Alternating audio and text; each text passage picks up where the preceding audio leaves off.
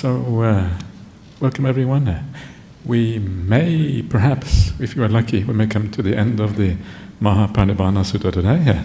It is always a risky thing to say because we've been doing it for 3 years, so we'll see what happens. But there is a slight chance that we might come to the end. And of course, we have already seen all the main events. The whole purpose of the sutta is really to show us how the Buddha passed away and all the events that lead up to his passing away. So all the the excitement is kind of gone, or maybe not. Maybe there's some excitement after all, even towards the very end. So the things that we have left to look at are things like the Buddha's cremation ceremony, which might be interesting, and then after the cremation, the division of the relics of the Buddha afterwards. This is what kind of comes up next. And as always, when it comes to the suttas, there's always interesting things in everything. Even though we have kind of gone past the greatest, the very significant point of the Buddha's passing away, still there are interesting things in this last part as well. So just to remind you, we have seen the Buddha passing away, and then after that we have seen how everyone is just grieving and tearing out the hair and all of these kind of things, and how some of the more enlightened people, or some of the deities and etc., how they speak little verses in commemoration of the Buddha, like the Anicca Vata Sankhara verse, a very famous verse that even to the present day is usually spoken at funeral services for anyone. But really, it is really only applicable at the Buddha's funeral, because Anicca Vata Sankhara means all conditioned things are impermanent. Anicca Vata Sankhara, Upada Vaya Dhammino, the Upada Vaya Dhammino, they have the nature to arise. Upajitva Nirjanta, having arisen they cease. Tesang Vupassamo Sukho, the ending of them all is happiness. That's what it means. But of course, that is really only relevant for the Buddha, because the ending of all sankharas is what happens to the Buddha. For most of us, that is just something we're aspiring to down the track. So that is where we're at, and now we have come to the point. There is a little sentence there. I think it's paragraph 612 on the one you have there. I'm going to be reading from Ajahn Suddhato's translation, so it's not going to be exactly the same, but hopefully you will be able to follow as we go along. And if you can't follow, please let me know. So then, after all of these things have happened, then it says Ananda and Venerable Ananda and Venerable Anuruddha, they spent the rest of the night talking about the Dhamma. Then Anuruddha said to Ananda, "Go, Ananda, into Kusinara and inform the Mallas." The Mallas, again, is the people at the place where the Buddha passed away. This is the Malayan Republic, one of the small republics in the north of India, and their capital is called Kusinara. That's where the Buddha passed away. So go, Ananda, into Kusinara and inform the Mallas. Vasettas, the Buddha has become fully extinguished. Please come at your convenience. So Vasettas is the clan name of these Mallas. That's the name of the leading clan in that city. That's why it says Vasettas. It's not maybe very obvious why he would say that, but that's what's going on there. "Yes, sir," replied Ananda. Then in the morning he robed up, and taking his bowl and robe, he entered Kusinara with a companion. Now at that time, the Mallas of Kusinara were sitting together at the meeting hall on some business. Ananda went up to them and announced, "Vasettas, the Buddha has become fully extinguished. Please come at your convenience." When they heard what Ananda had to say, the Mallas, their sons, their daughter-in-laws and wives became distraught, saddened and grief-stricken. And some with hair disheveled and arms raised, falling down like the feet were chopped off, rolling back and forth, lamented, "Too soon the Blessed One has become fully extinguished. Too soon the Holy One has become fully extinguished. Too soon the eye of the world has vanished." So this is again the standard way that lamentation is kind of described in the suttas. It's would make for a nice movie, I think, or something like that. It's kind of really quite vivid. And then you have this line that you see throughout the Mahaparinibbana Sutta, this idea that too soon the Blessed One has become extinguished, too soon the eye of the world has vanished. And again, this beautiful idea that the Buddha is the eye of the world, the one who sees first, the one who understands the nature of reality, and then he gives us the opportunity to also see that reality by teaching us afterwards. But he's the one who sees first, the eye of the world. Without someone kind of who leads us and who starts these things out, it's very hard to be able to see this reality because it is so profound. And again, it comes back to this idea that the Kalyana Mitta, the Sappurisa, the Arya, the Buddha, is like the foundation of the entire spiritual life, because without that initial input from someone else who has seen, it's very hard to make that breakthrough.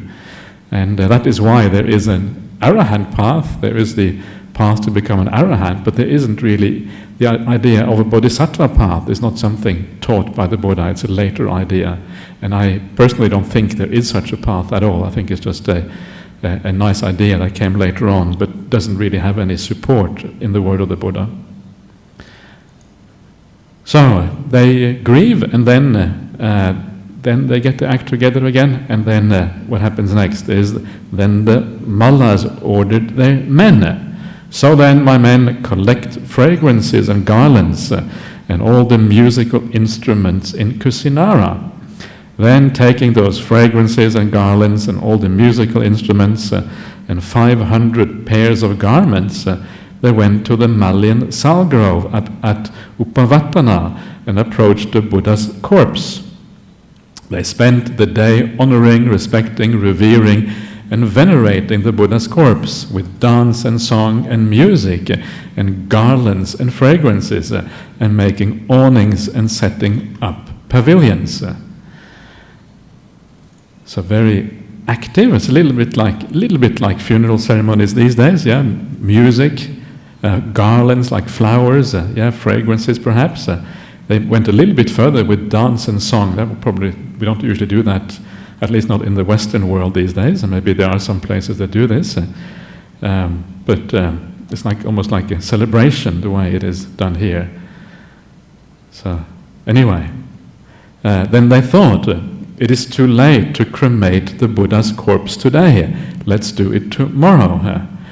But they spent the next day in the same way, and so to the third, the fourth, the fifth, and the sixth day. Then on the seventh day, they thought, honoring, respecting, revering, and venerating the Buddha's corpse with dance and song and music and garlands and fragrances, let us carry it to the south of the town and cremate it there outside of the town. So they keep on.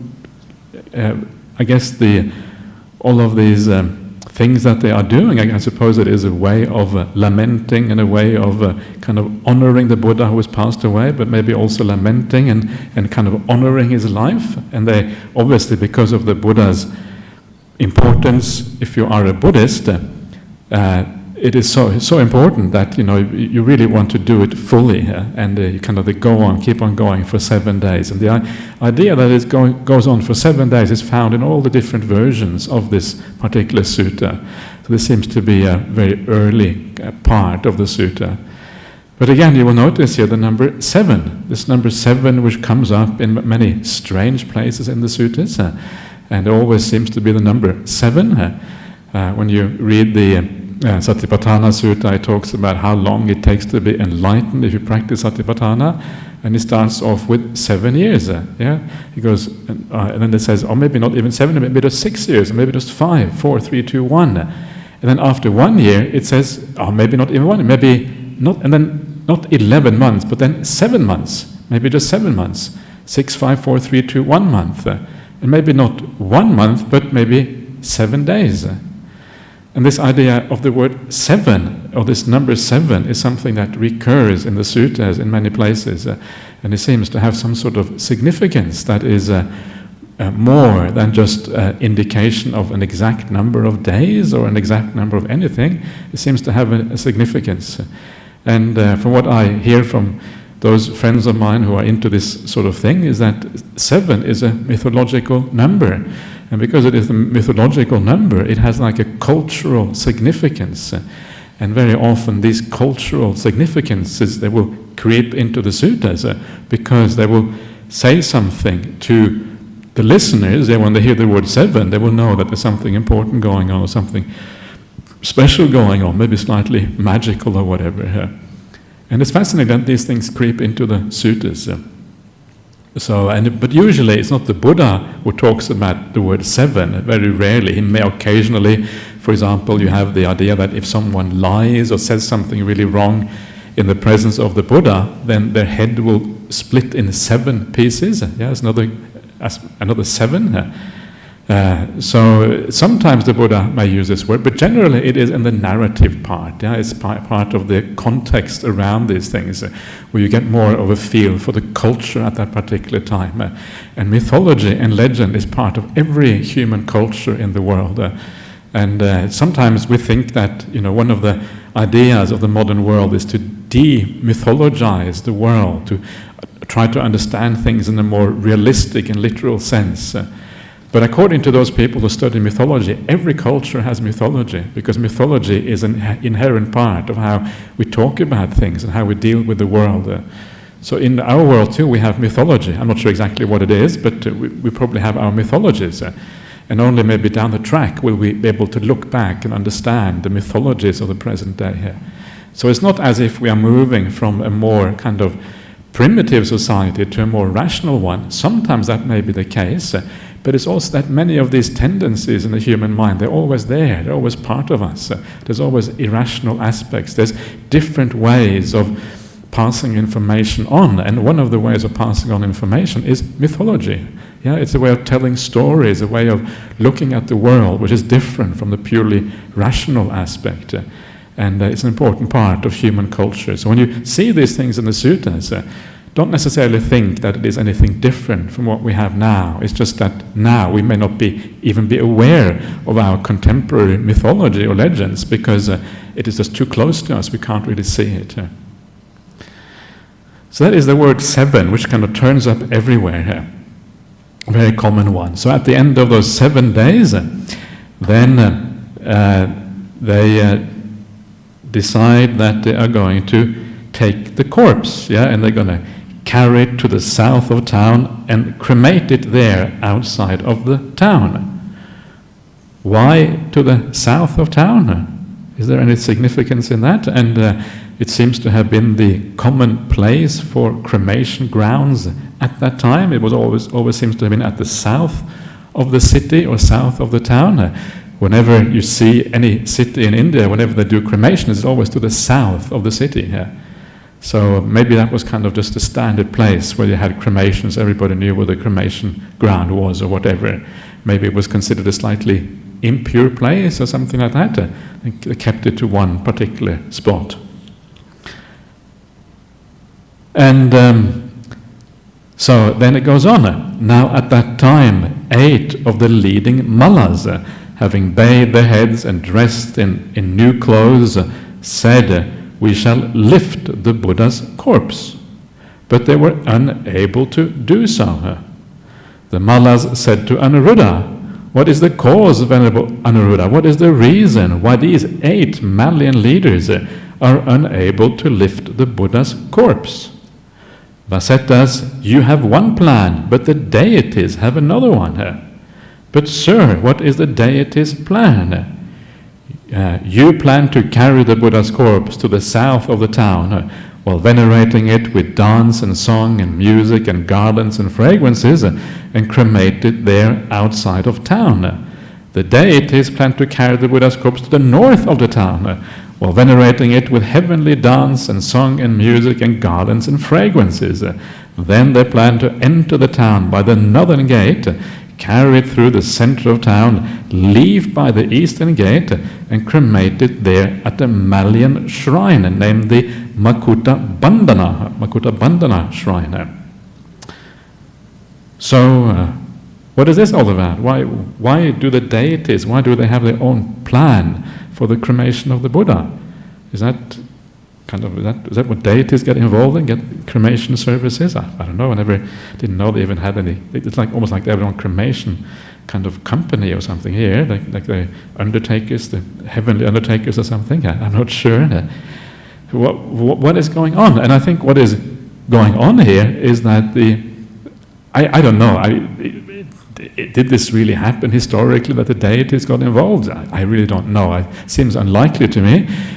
So I think what is more likely to be going on here, it could be because the deities are said to be disciples of the Buddha, so maybe they wanted to be involved a little bit, who knows? But I think it is more likely that what is going on is that, again, it's this idea of making the Buddha special, elevating the Buddha, remembering the Buddha is not an ordinary being here, he should be treated in a special way here. So if the cremation ground was at the south of the city for everyone else, it wouldn't be appropriate to cremate the Buddha in the same place. Yeah, we can all relate to that. It would be the Buddha should have a special place to be cremated, a place that is kind of agrees with his status as someone special, as a spiritual leader of utmost highest degree. And so you have a special place for him. And of course, the Makutta Bandhana place is a shrine of the Madeleines, and a shrine is a place where you go for spiritual uplift. A shrine in ancient India, these shrines called chaityas, they go back to the time before the Buddha, and they are places where people will go maybe to leave offering for the deities or leave offering for the ancestors, or they might just go there just perhaps to just do some rituals or some worshipping or something like that. So these were often in the forest outside of the city. There would be a special tree, a place that had maybe a positive and nice energy, where you felt lifted up, and all of these kind of things. And that would be a suitable place to cremate the Buddha, not a place where everyone else got cremated. So that kind of makes sense, You can see the general drift here actually makes good sense. And then you have the deities intervening to give it a little bit more oomph, a little bit more power. And maybe the deities did intervene, maybe there is something going on there, who knows? I don't know. I tend to see things more in kind of natural, in more ordinary terms, but who knows what is possible in these kind of circumstances. So you have this whole different setup, taking it through a different gate, and then coming out a different gate because you want to go to another place rather than do what is ordinary for everyone else. And of course you have the divine song and dance and music and all these things instead of just the ordinary worldly song, dance and music.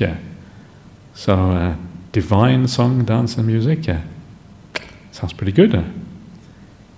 Have anyone here heard divine song, dance and music before? Sometimes people have, sometimes people hear all kinds of things. You never know. Just testing, Okay, so let us then move on. And then the Malans say, "Sir, let it be as the deities plan." Now at that time the whole of Kusinara was covered knee-deep with the flowers of the flame tree, without gaps even on the filth and the rubbish heaps.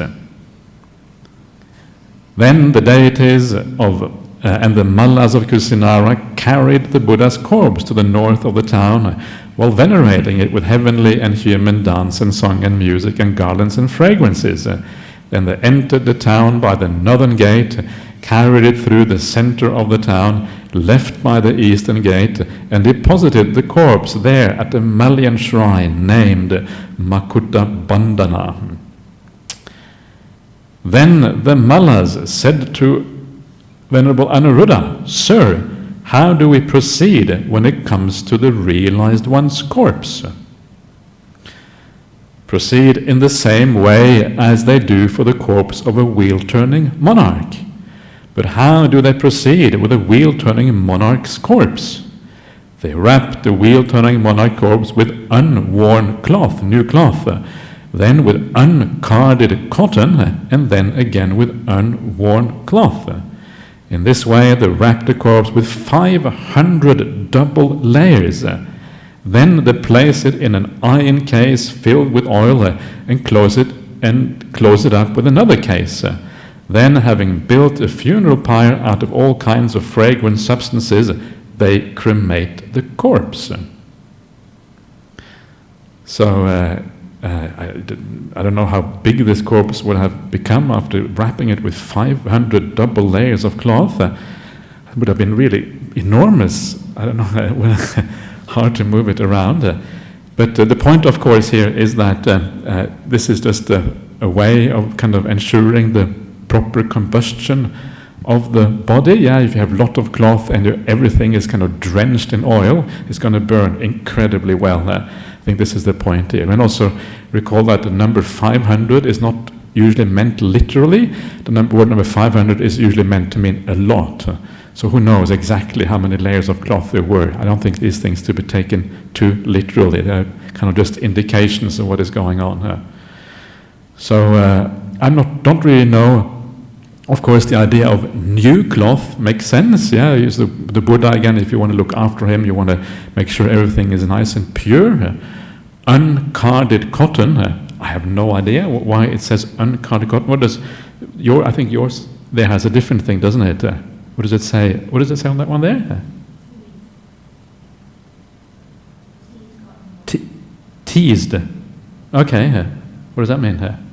Okay. Okay.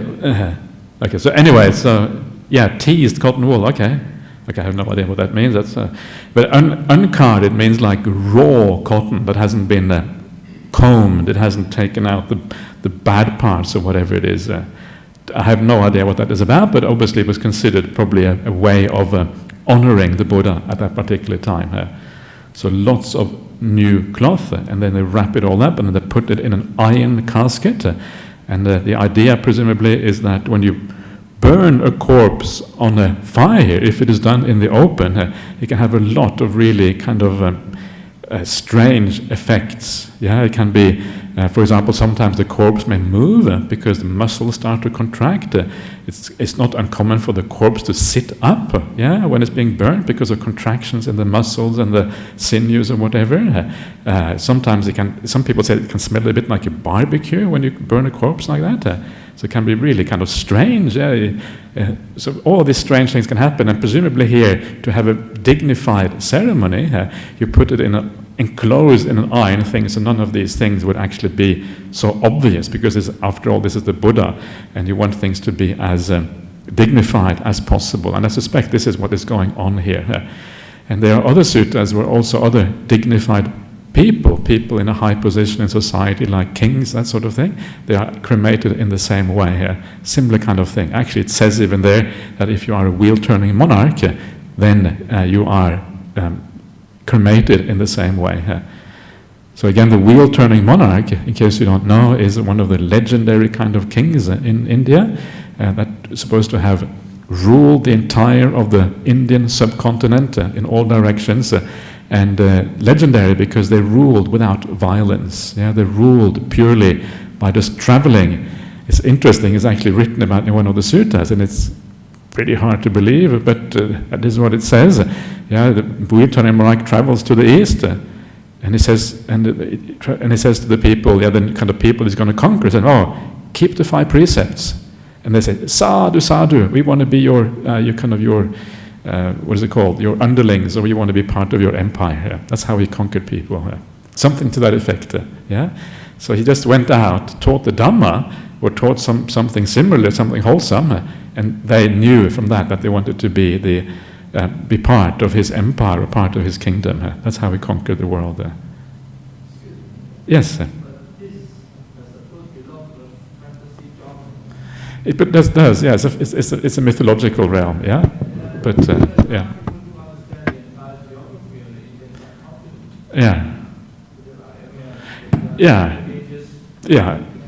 true. That is true. But the idea is still the idea is there. Yeah, it's kind of an idea of the. So, and what is nice about it, the point of it is that it was a magnificent king. That's kind of the point. It doesn't matter whether it's real or not, because the point is the comparison to the Buddha. Yeah. So it is true. It is a mythological thing. I think some people argue that there is some precedent for this in the earlier Indian texts, the Upanishads and the Vedas and that sort of thing, where they talk about certain kings. That it's also a mythology, but a similar kind of mythology which has been drawn into Buddhism from that possibly, and added Buddhist flavor to it, because some of these other ancient texts are much more violent and there's much more, but then the Buddhist flavor is, okay, keep the 5 precepts. Okay, please, we want to be your subjects because we can keep the 5 precepts. That kind of the Buddhist slant on this. So that would be nice, wouldn't it? Next time, maybe we should suggest that next time someone wants to invade somebody, kind of a new technique of invasion, just go and say, okay, keep the 5 precepts. See if that works. What do you think? It's going to work? Who knows? Yeah, if sometimes people are more enlightened than we think, perhaps. Anyway, okay. Then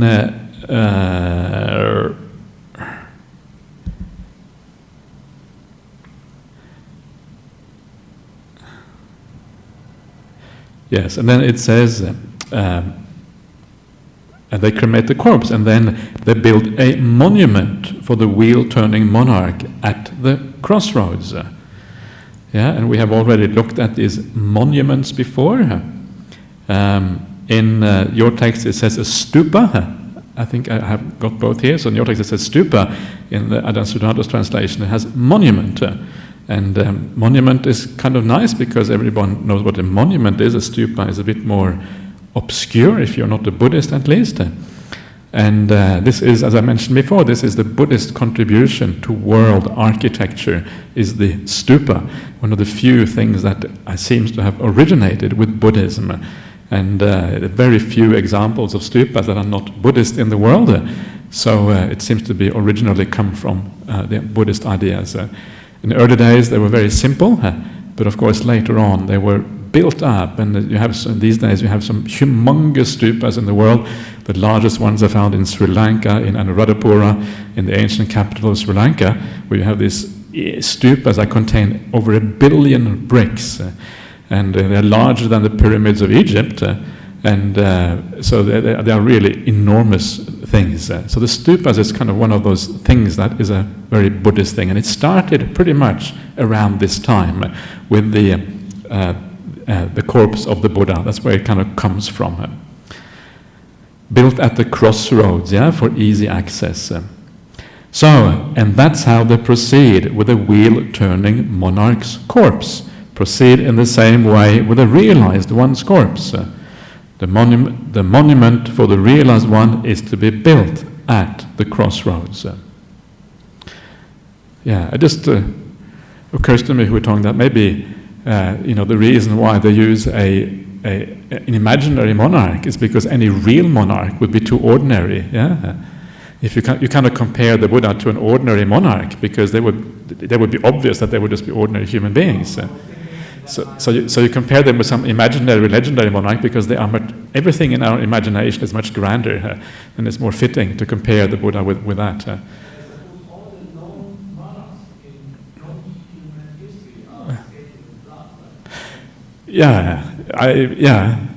There's an interesting passage in the Anguttara Nikaya, I think, or Samyutta Nikaya actually, where the Buddha thinks that thought, he has that thought, is it possible to rule without violence, without punishing and all these kind of things. And he never gives an answer, which is interesting. And to me, it is implied that it's very difficult, maybe impossible, to rule without any kind of violence, or, as you say, being bloodstained, because that's just the way things tend to be. If you rule, you have to, it's kind of part and parcel of what's going on here. Yes, that's exactly right. Yeah. So, okay. And then he says, and these are things we have seen before already, so this is a bit of repetition here. When someone there lifts up garlands or fragrance or power or bows or inspires confidence in their heart, that will be for their lasting welfare and happiness. So the idea is that when you recall the Buddha, and of course you have to recall the Buddha in the right way, but if you do that, it will have a powerful effect, just as it has in the present day, if you really get into the recollection of the Buddha. And this is why the recollection of the Buddha is one of the bases of meditation practice. Yeah, this is one of those very interesting and I think important things about meditation, is that almost everywhere when it's described in the sutras, it is described as based on joy and happiness. And the Buddha gives a number of ways of giving rise to that joy and happiness. This is almost like one of the foundation stones of meditation practice. And of course, those things are Buddhanusati, which means recollection of the Buddha, is the first one of those 6 things. Yeah. So if you recall the Buddha in the right way, if you understand who the Buddha is, and this is one of the reasons why this sutta is so interesting, because it gives you a feeling for the Buddha. Yeah, human but extraordinary. That's kind of the Buddha. And you get the feeling for that. It actually gives you a sense of joy, because you know that there is something else in this world, something extraordinary, some access to real happiness, access to the ending of suffering, and all of these things. So it kind of, once you understand that you are in the presence of the greatest jewel available in recorded human history. We get excited by so many strange things in our life. Yeah, when something goes well in our life, a small thing, you feel really happy. Oh, things are going well. Yeah, yay. But of course, it's all tiny, and before you know it, it kind of goes down again. But finding joy in the really good things in our life, the things that are really worth celebrating, actually, it's much harder. It's hard in the beginning. Once you get into it, it's easier, but hard in the beginning. It's kind of strange, yeah? Those things that are really the great blessings in our life, having the presence of the Buddha, his teachings, etc., it's more difficult to find joy in that than, I got a salary increase. So what? It's not going to be a big difference, yeah? Or I kind of won the lotto or whatever. People kind of get overjoyed by these things in their life, but it's not going to make much difference. It's nice, but you don't really understand where happiness lies, and that is the problem. Anyway, so this is kind of why these things are very interesting, and these are at the very foundation of meditation practice. So you have the Buddhanusati, which really what this is about. Yeah, you find joy and happiness when you go to these places, and maybe the Buddha relics are interred in that stupa. Or then you have the Dhammanusati, the recollection of his teaching, the Sanghanusati, the noble disciples, the Chaganusati, the recollection of your own generosity. These are all spiritual recollections, and these are the things that really are, where you find a more profound and deep-rooted joy, a joy which is more sustainable and can actually lead to something very positive. The Silanusati, recollection of your morality, your good conduct. And the last one, which is a bit strange, is the Devanusati or Devatanusati, the recollection of the Devas, the knowledge that your conduct leads to all of these, at the very least, it leads to these very happy states of a, nice rebirth somewhere. If it doesn't take you any further, at least it takes you there. Yeah? So here you have this thing right here, included in the sutta, yeah? And that is really what this is. It's a kind of a Buddhanusati that you see right there. This is the purpose of the stupas. The purpose is not just to have all of these nice structures all over the place, yeah? The purpose is really to remember the Buddha. And if they work to do that, then it has a very great contribution to our spiritual lives. And of course that is what it's all about. Okay, then the Mallas ordered their men, so then my men, collect uncarded cotton. The Mallas wrapped the Buddha's corpse and placed it in an iron case with oil. Then, having built a funeral pyre out of all kinds of fragrant substances, they lifted the corpse onto the pyre. So, getting ready for the funeral, and there you also know why In Buddhism, we do funeral, we do cremations, because cremations go back to the time of the Buddha. In fact, they go back much further than that. They go back to a part of Indian culture prior to the time of the Buddha. But this is why most Buddhists do cremation. This is why it is so common in Buddhism, because it goes back all the way back to that time. And the pre-Indian idea of it's interesting how culture decides what kind of burial or what kind of cremation you should have.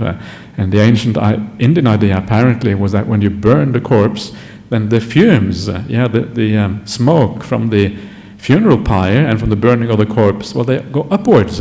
Because they go upwards, they go to heaven. So this is how you go to heaven, because all your body gets burnt, and then you kind of move up to heaven. This was the kind of the Brahmanical or the idea, the Hindu idea, whatever you like. Before, at least that was what they said. I don't know if they really believed it, but that was kind of the idea. And then it goes to heaven. And then it became just part of the Indian culture to cremate corpses. And so the Buddhists also took that on board. But of course, Buddhists don't have the idea that the smoke takes you to heaven. But that is where it all comes from. Whereas if you go to Christianity, the idea is that you have to bury people. You have to bury them because your corpse is supposed to re-arise in heaven again. You bodily risen in heaven. So if you burn the corpse, well, you can't re-arise. You've got to bury it. And not too many people believe in that anymore, but that is obviously the origin of where that comes from, the idea of burying your corpses.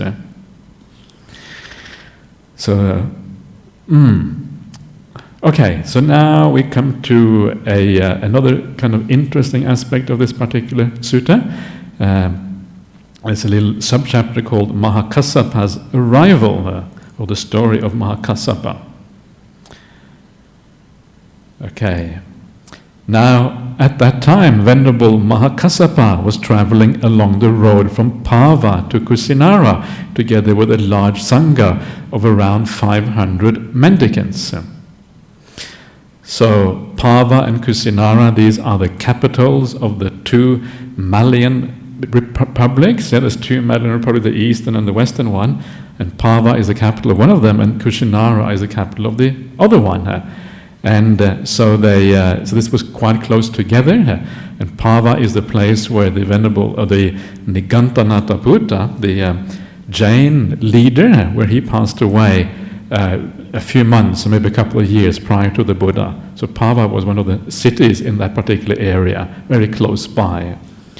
So the Buddha was traveling on this road, and Mahakassapa is traveling there, and of course the Buddha had traveled on the same road just before. And again you have this number of 500 mendicants, not to be taken literally here. Then he left the road and sat down at the root of a tree, or at the foot of a tree. Now at that time a certain Ajivaka ascetic had picked up a flame tree flower in Kusinara and was traveling along the road to Pava. So in other words, he was traveling in the opposite direction. And Ajivaka is one of these ancient sects in India. One of the famous 6 schools is the Ajivaka school. And they had their doctrine is actually mentioned in the sutras as well. So Mahakassapa saw him coming in the distance and said to him, "Reverend, might you know about our teacher?" "Yes, Reverend, 7 days ago the ascetic Gautama became fully extinguished. From there I picked up this flame tree flower. Some of the mendicants there," this is now back with Mahakassapa and his disciples again, "some of his mendicants there with raised arms, falling down like the feet were chopped off, rolling back and forth, lamented, 'Too soon the Blessed One has become fully extinguished. Too soon the Holy One has become fully extinguished. Too soon the seer of the world has vanished.' But the mendicants who were free of desire endured mindfully and aware, thinking, 'Conditions are impermanent. How could it possibly be otherwise?' Conditions are impermanent. This is anicca sankhara. Conditioned phenomena are unreliable. The conditioned world or phenomena are unreliable, are uncertain, are impermanent. All because everything is kind of built up by causes, so it's always unreliable. How could it be otherwise? Now at that time, a monk named Subhadda, who had gone forth when old, was sitting in that assembly. He said to those mendicants, "Enough reverence, don't grieve or lament. We are well rid of that great ascetic harassing us. This is allowable for you, this is not allowable for you. Well, now we shall do what we want and not what we don't want." That sounds like a good idea. So this is actually one of those interesting things in the suttas. There's a sutta somewhere in the Anguttara Nikaya. You notice there it says that he had gone forth when he was old, yeah?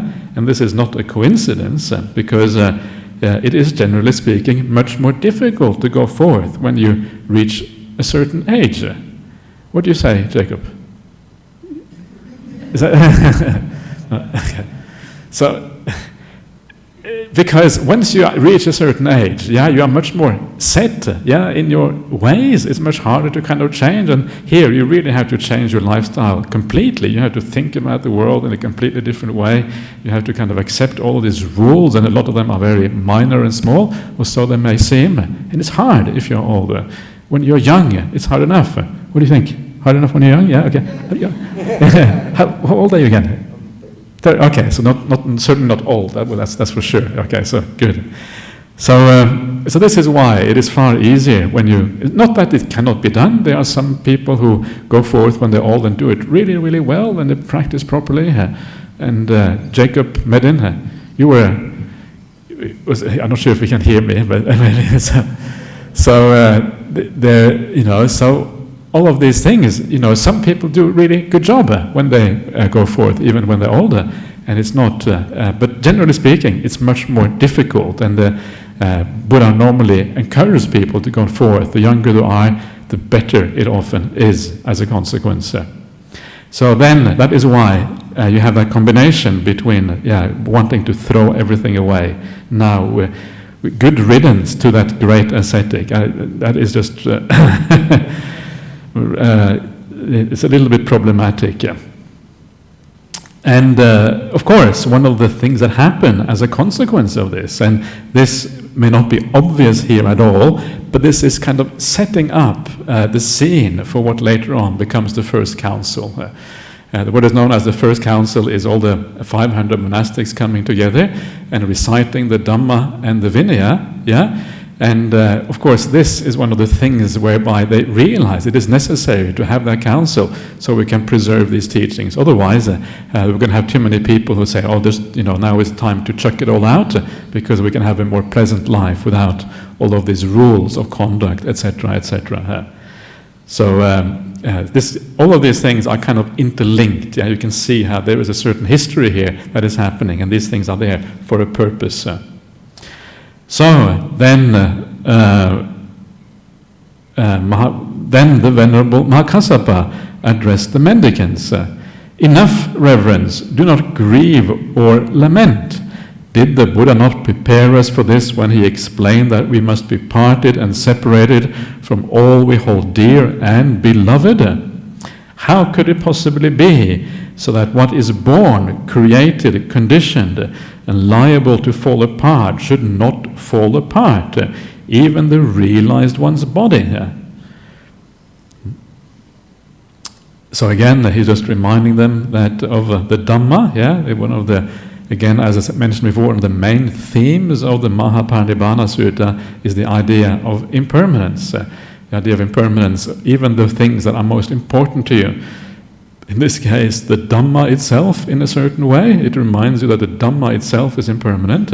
So even the place of refuge that you have in the world is ultimately impermanent. The Buddha, the Dhamma, and the Sangha. The Buddha passes away first, and then everything else gradually disappears from the world. Now at that time, 4 of the leading Mallas, having bathed their head and dressed in new clothes, said, "We shall light the Buddha's funeral pyre," and they were unable to do so. The Mallas said to Anuruddha, "What is the cause, Venerable Anuruddha? What is the reason why these 4 Malian leaders are unable to light the Buddha's funeral pyre?" Vasetas, the Devas have a different plan. But sir, what is the deity's plan? The deity's plan is this. Venerable Maha Kassapa is traveling along the road from Pava to Kushinara together with a large sangha of around 500 mendicants. The Buddha's funeral pyre shall not burn until he bows with his head at the Buddha's feet. Sir, let it be as the deity's plan. So, not sure, and again it's hard to know exactly what happened historically, whether it was the deities or whether it was just known that he was coming and that they were waiting, that there was maybe a messenger or who knows what actually happened. But it is all, as we've seen before, it is all a little bit sort of unusual, a little bit super normal, if you like, as we, at this particular point, the closer we came to the Buddha's death, the more kind of super normal events can be seen. And this seems to be carrying on a little bit. Hard to know exactly what is happening here. Then the Venerable Maha Kassapa came to the Malian shrine named Makutta Bandhana at Kushinara and approached the Buddha's funeral pyre. Arranging his robe over one shoulder and raising his joined palms, Anjali, he respectfully circled the Buddha 3 times, keeping him on his right, and bowed with his head at the Buddha's feet. And the 500 mendicants did likewise. And when Venerable Maha Kassapa and the 500 mendicants bowed at the Buddha's funeral pyre, the Buddha's funeral pyre burst into flames all by itself.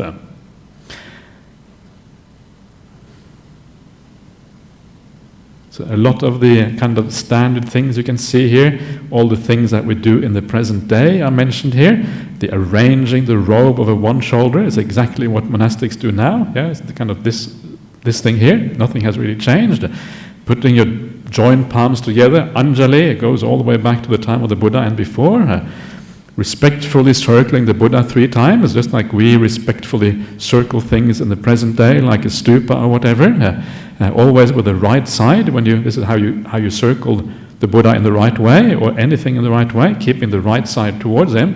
So the bare shoulder is supposed to be towards the person you are circling, and then you bow down with your head at the feet of the Buddha. So all very similar to what you see in the present day. The culture, these cultural aspects of Buddhism, they go all the way back to the time of the Buddha, which is kind of nice to know.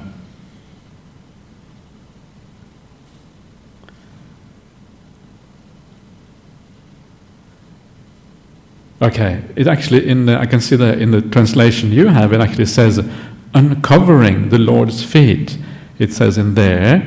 It does not say that in this one. I cannot see that there doesn't seem to be anything in the Pali to suggest uncovering the feet. I think that not sure why he has that. Could be a mistranslation on the part of Maurice Walsh, because he does have a few mistranslations. It just seems that he did the circumambulation and then bowed down. That seems to be what it is about. Okay. Yes.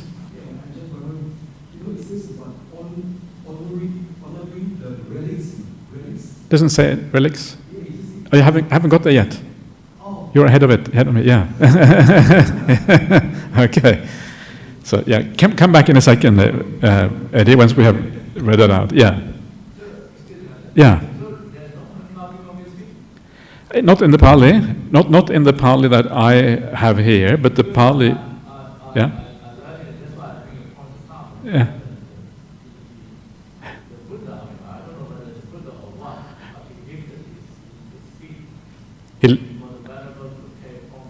After he was dead? Yeah. So I wonder, it seems to run this. Ananda. The Buddha lifted his feet? He used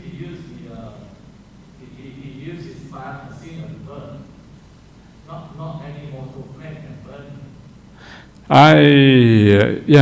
But the Buddha is dead already. He can't use a yeah. Yeah, At the end, yeah. everybody paid the right homage. Uh-huh. And it was waiting for the Mahaparinirbana to come. Yeah. And of course, this is about what the value is. Yeah. Yeah. Yeah. So I didn't find surprising that some Yeah. have feet for them to pay, but Yeah. Yeah. It's in other versions. There's many different versions of the sutta. In the I think Sarvastivadin version, he doesn't actually uncover. It specifically says he uncovers the feet to pay homage. It says that in that one. That's why I was a bit unsure when I read it. Yeah, but it says that in some of the version of the sutta, but in none of the versions does it say that the Buddha lifted his feet. That doesn't say that anywhere. Okay. Yeah. Must be some Mahayana thing, maybe something. Yeah, I don't know where that comes from. Yeah. Yeah, well, that could be the deities, or something like that, because they are the ones who stopped them burning in the first place. But who? Yeah, all these are probably legends, exactly. So there's just a degree of legends and degree of mythologizing. Yeah. So it's very hard here to pull apart what is legendary and what is historical, and the further away in time you go from the Buddha, the more you go into the commentaries, the more legendary it becomes. Yeah, until you come to the point where, as you said, the Buddha lifts up his feet, yeah, or the Buddha enters the fire kasina and these kind of things. But that does not make any sense at all from a Theravada point of view, because the Buddha is entered Parinibbana. He's not there to do any of these things anymore. So it doesn't make any sense. That makes even less sense than these things. Yeah.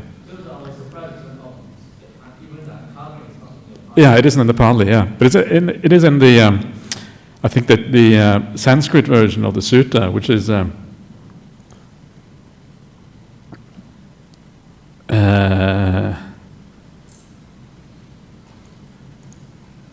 This is the Sarvastivadin version of the sutta.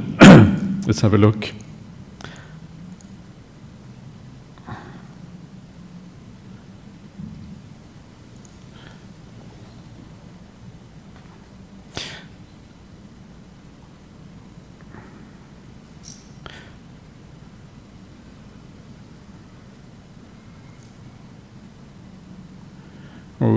So many things.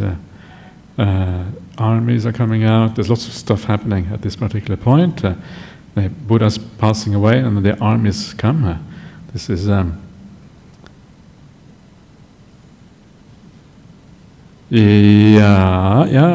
okay.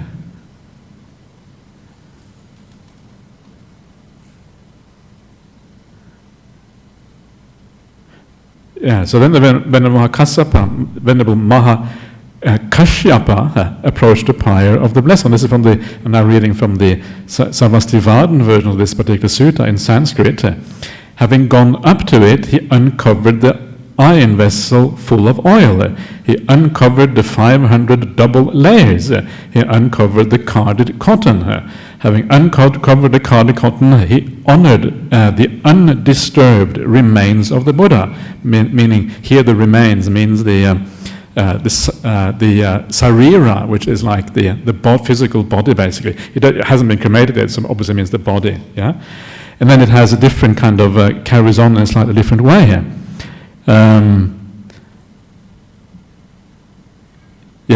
Anyway, so let's leave that to one side for now. So it is these things are available around. So it's kind of interesting to compare a little bit. So usually the way we compare the suttas is that usually the simpler version is usually more likely to be archaic and original. The more involved the sutta becomes, the more has usually been added to it. This is just the way things tend to be, especially with narrative sections like this, because a narrative was not laid down by the Buddha, it was laid down by later generations, so it tends to be expanded and added to. And there's quite a few differences between the various versions as far as the narrative is concerned, but all the main important points are pretty much the same throughout. So he bowed down at the head, with his head at the Buddha's feet, and the 500 mendicants did likewise. And when Mahakassapa and the 500 mendicants bowed, the Buddha's funeral pyre burst into flames all by itself. And when the Buddha's corpse was cremated, no ash or soot was found from outer or inner skin, flesh, sinews, or synovial fluid. Only the relics remained. So let me just stop there for just a little bit. And one of the interesting things here is the prominence of Kassapa in the Mahaparinibbana Sutta. If you read the suttas, and you will know that Kassapa is not a very common figure in the suttas. There is a Kassapa Sangyutta, which consists of 15 short suttas on Kassapa, but generally he doesn't really feature very much in the suttas. The monks that feature the most is Venerable Sariputta, Venerable Mahamoggallana, the Buddha's right hand and left hand monks. We don't have them. Don't have any of them here. And Venerable Ananda, very important, because he is the one who remembers all the Buddha's teachings. So these are the ones that you actually find in the suttas mostly, whereas Kassapa is actually a bit more of a marginal kind of character. But here he suddenly comes to the fourth. He becomes like almost like the de facto leader of the Sangha, which normally would have meant that he would have been one of the most senior monks. That's how you become the leader, by being a very senior monk, because the Sangha is kind of hierarchical in that sense. That's very likely to be the reason why he's given such prominence. And this is interesting because everyone is waiting for him to arrive. He is the one who kind of causes the funeral pyre to light by bowing down, then it kind of happens by itself. So he has a very kind of important position here. And if you read the Sarvastivadin version I was just reading from before of the same sutta, his position is even greater, and he recites a large number of verses not found in the Pali and all of that. And all of that is fascinating, because we know from history that Kassapa later on became a very important patriarch almost. He became one of the leaders of Buddhism, one of the kind of founders of many of the other Buddhist schools. And many of the Mahayana Buddhist schools and some of the other schools that trace their lineages back to Kassapa, as kind of the founder of their school or whatever. It is not really true, because Kassapa didn't found any schools. This was long before the schools actually arose, but they still trace their lineage back to Kassapa. And this is really, I think, where a lot of that comes from. It comes from this, because you can see the prominence of Kassapa in the Sangha at this particular point. He was, obviously a great leader of what was going on, and then you can understand some of the history why he was so important later on, perhaps in part at least from what is happening in the Mahaparinibbana Sutta.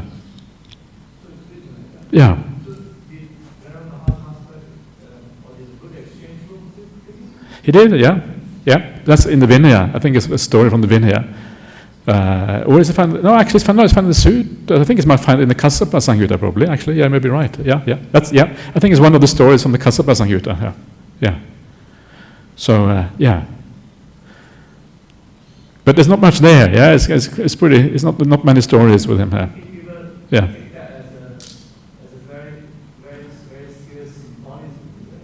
Yeah, that would be another symbolic thing, probably. Indeed, yeah. So there's probably a few things like that. Yeah.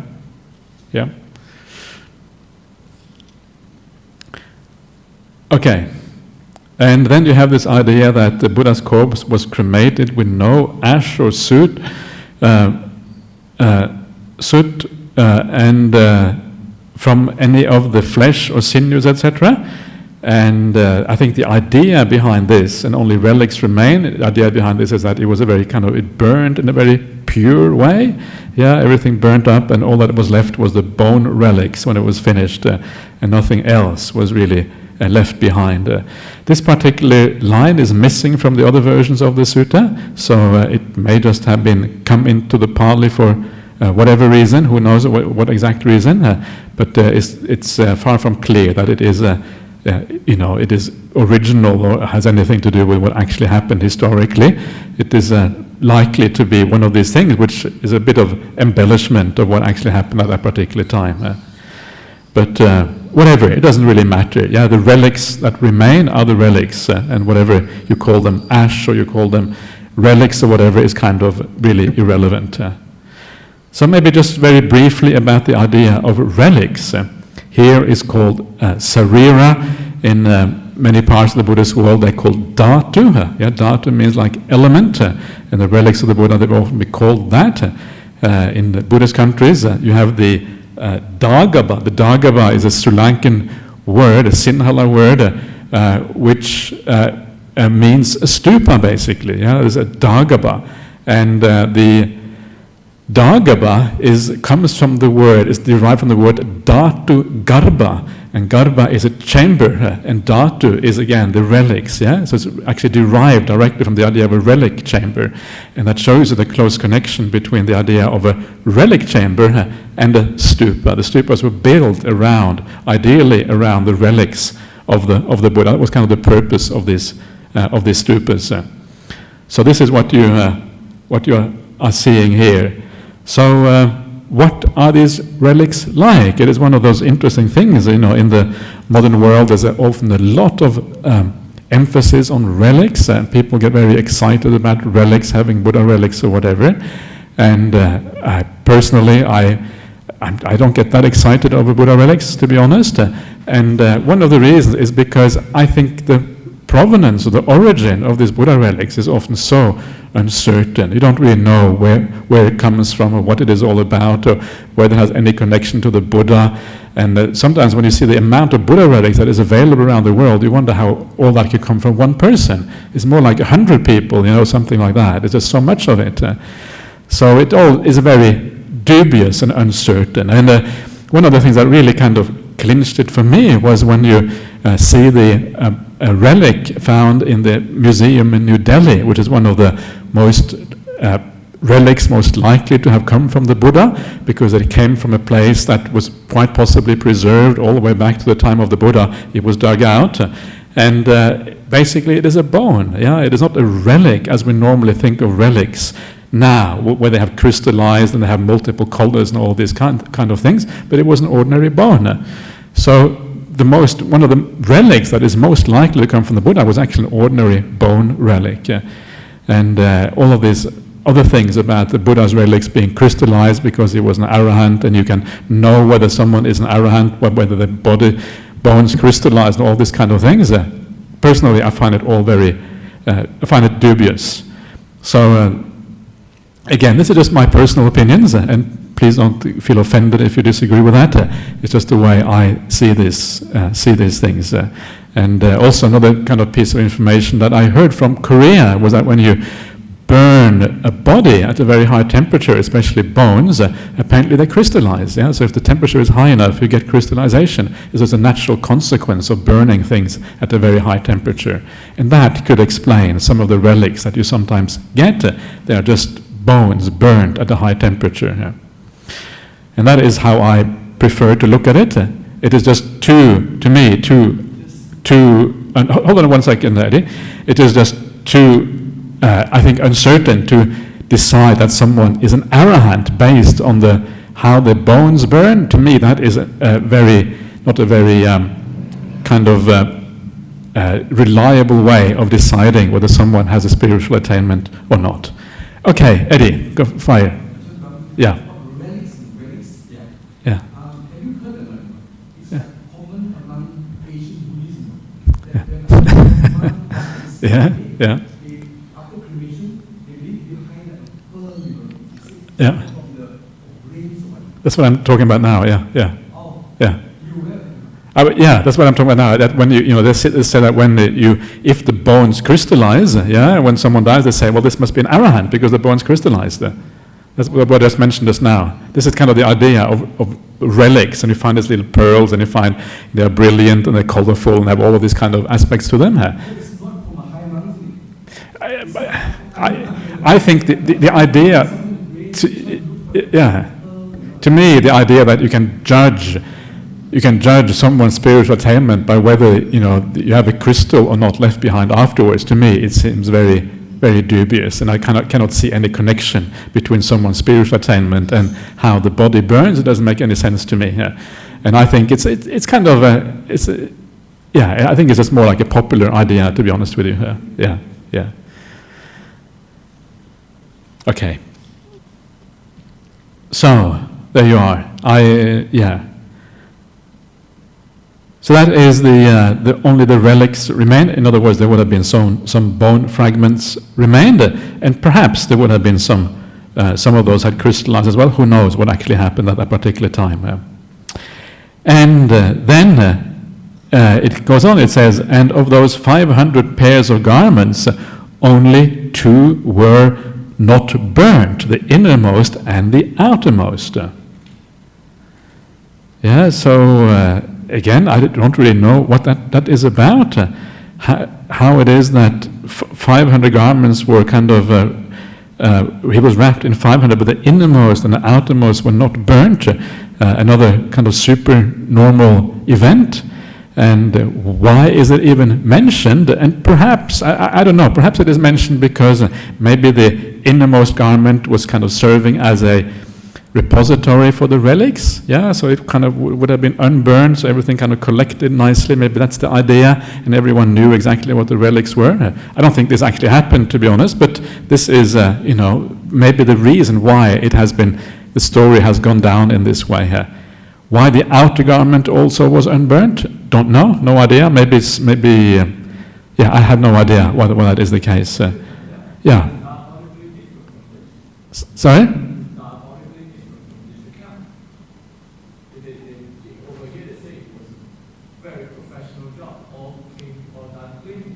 Yeah. Yeah. No, that was the body. Yeah.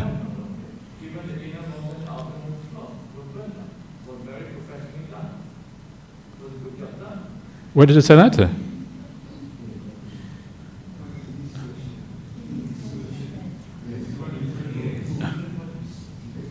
Really?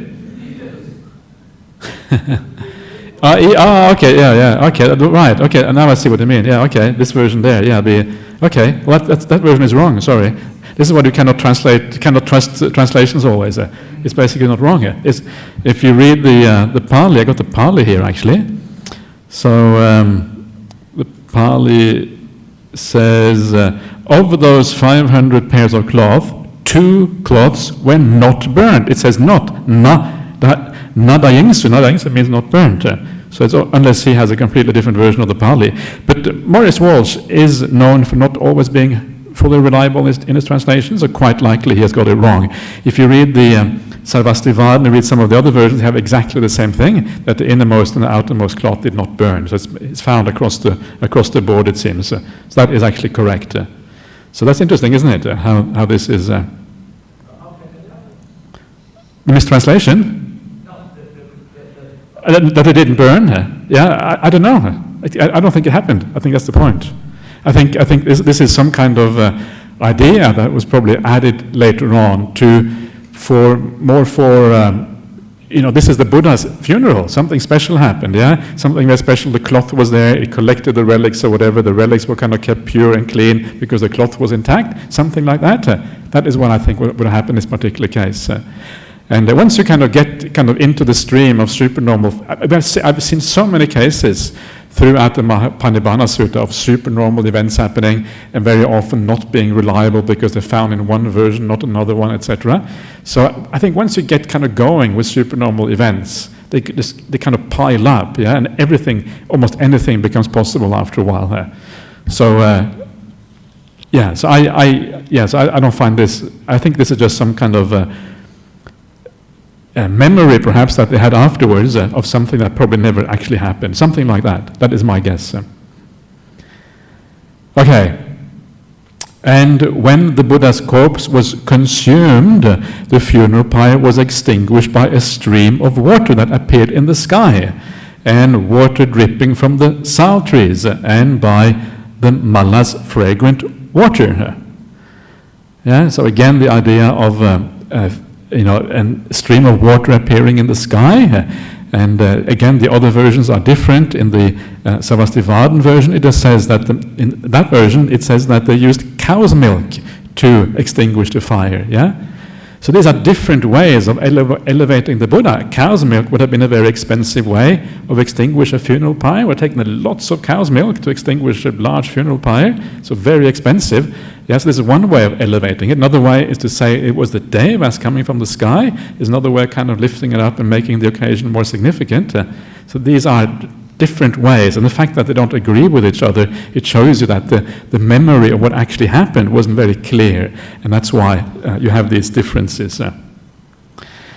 Then the Mallas made a cage of spears for the Buddha's relics in the meeting hall and surrounded it with a buttress of bows. And for 7 days they honored, respected, and revered and venerated them with dance and song and music and garlands and fragrances. Okay, so cage of spears, again, in the meeting hall, I guess the idea is that they were protected or something like that, probably the idea behind that, just a guess. And then they were honoring these things. Okay, it is 4:15 already. We still haven't finished the sutta. There isn't all that much to go. Should we finish it off? What do people think? Is it nice to finish it off? Yeah? If you want to, because we want to do something else, yeah? We're doing this now for 3 years. It's kind of time to move on to something else. I'll finish it off, but please, if anyone wants to leave, you're more than welcome to leave at any time. The rest is getting probably, yeah, it is interesting in some ways, but less and less interesting probably. So, now we come to the part about the division of the relics. So, King Ajatasattu of Magadha heard that the Buddha had become fully extinguished at Kusinara. He sent an envoy to the Mallas of Kusinara, saying, "The Buddha was an aristocrat, and so am I. I too deserve a share of the Buddha's relics. I will build a large monument for them." That is a mistake in Ajahn Sujato's translation. So, what it actually says is that I will build a large monument, a large stupa. No, I will build a stupa for them, and I will establish like a ceremony, like a ritual, an annual ritual or annual festival to worship or to honor those relics. Yeah, that's kind of the idea here. It's not large; it's actually a festival, is what it refers to instead. So even Ajahn Sujato sometimes gets it wrong, but he actually has it correct further down, so that's kind of the weird thing. But anyway, then the Lichavis of Vesali also heard that the Buddha had become fully extinguished at Kusinara. They sent an envoy to the Mallas of Kusinara. The Buddha was an aristocrat, and so are we. We too deserve a share of the Buddha's relics. We will build a monument for them and establish a festival. The Sakyas of Kapilavatthu, so this is the family of the Buddha, yeah, these are the various people around in India. The Sakyas of Kapilavatthu also heard that the Buddha had become fully extinguished at Kusinara. They too sent an envoy to the Mallas of Kusinara. The Buddha was our foremost relative. We too deserve a share of the Buddha's relics. We will build a large monument for them. The Bulas of Alakappa also heard that the Buddha had become fully extinguished at Kusinara.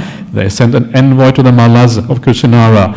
The Buddha was an aristocrat, and so are we. We too deserve a share of the Buddha's relics. We will build a monument for them and hold a festival. The Kaulians of Ramagama also heard that the Buddha had become fully extinguished at Kusinara. They too sent an envoy to the Mallas of Kusinara. The Buddha was an aristocrat, and so are we. We too deserve a share of the Buddha's relics. We will build a monument for them and hold a festival. The Brahmin of Vetadipa also heard that the Buddha had become fully extinguished at Kusinara. He sent an envoy to the Mallas of Kusinara. The Buddha was an aristocrat, and I am a Brahmin. I too deserve a share of the Buddha's relics.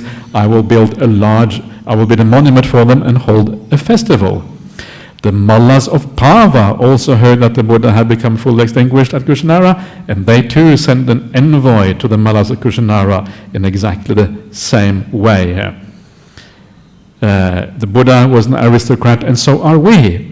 We too deserve a share of the Buddha's relics, and we will build a monument for them and hold a festival. So here you have 7 different groups. They all kind of want they want part of the Buddha's relics, and it's an interesting kind of group of different people. Some of these groups of people here are very obvious.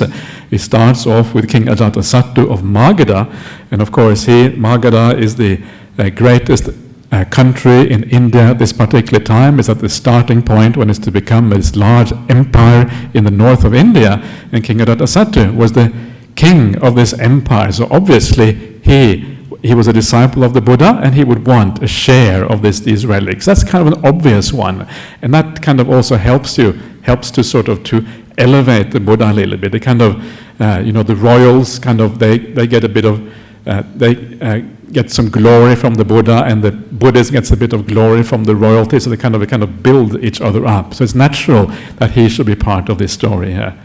So. Rajagaha and that kingdom was at that time the most powerful kingdom in the north of India. Then you have the Lichavis of Vesali, which was another important republic at this time, and they were soon to be swallowed up by the Magadha Empire, but they still existed as a separate empire. The Vesali being one of the great cities in India at that time. So both of these groups are natural for the Buddha, for them to desire the Buddha's relics. The Buddha often went to Vesali. He also went to Rajagaha, the Magadhan capital, quite often. So there was a close connection between Buddhism and these particular kingdoms. Then of course you have the Sakyans of Kapilavatthu. These were the Buddha's relatives. So obviously they also wanted some relics. But then it gets more interesting, because the next people here are far less well known. So you have the Bulas of Alakappa, and these Bulas of Alakappa, neither Bula nor Alakappa features anywhere else in the suttas, as far as I'm aware. Certainly not in the four Nikayas.